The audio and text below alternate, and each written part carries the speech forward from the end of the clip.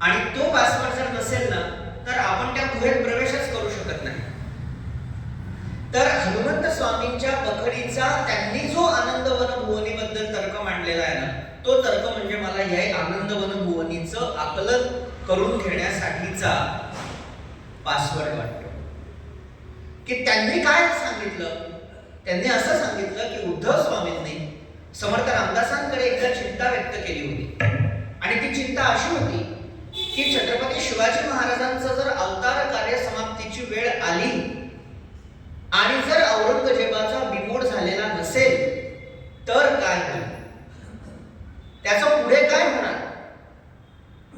ही शंका त्यांनी एकदा व्यक्त केली होती. आणि त्यावेळी त्याला उत्तर देत असताना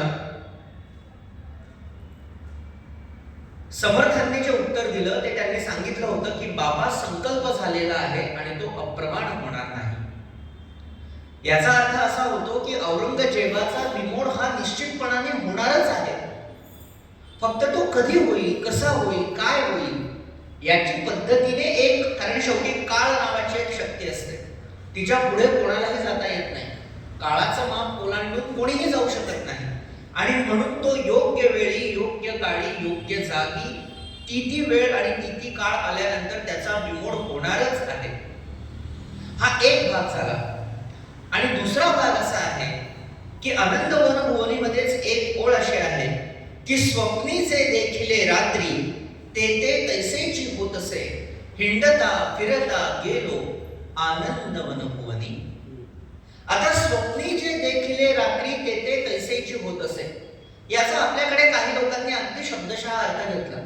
स्वप्न म्हणजे स्वप्न पडणं असा याचा अर्थ नाही. समर्थ हे तुमच्या माझ्यासारखे सामान्य पुरुष नव्हते. आज दिवसभर टीव्हीवर एक सिरियल पाहिली, त्या सिरियल मध्ये असं झालं, मग स्वप्नात मला तेच दिसलं, असं नव्हतं तिथे. किंवा आज माझं बॉसचे भांडण झालं, स्वप्नात मी दचकून उठलो, मी मोठ्याने बडबडत होतो, बायको म्हणाली अहो कोणाला शिव्या देत होता, मी म्हणालो बॉसलाच देत होतो. अशा पद्धतीचं स्वप्न समर्थांना अपेक्षित नाही आणि ते त्यांच्याबद्दल घडणंही शक्य नाही. मग स्वप्ने जे देखिले रात्री ते तैसेची होत असे, हिंडता फिरता गेलो आनंद वनभुवनी. याचा अर्थ काय, तर याचा अर्थ असा की इथे स्वप्न या शब्दाचा अर्थ असतो योग निद्रा. जे द्रष्टे महापुरुष असतात त्यांची झोप ही आपल्यासारखी झोप नसते.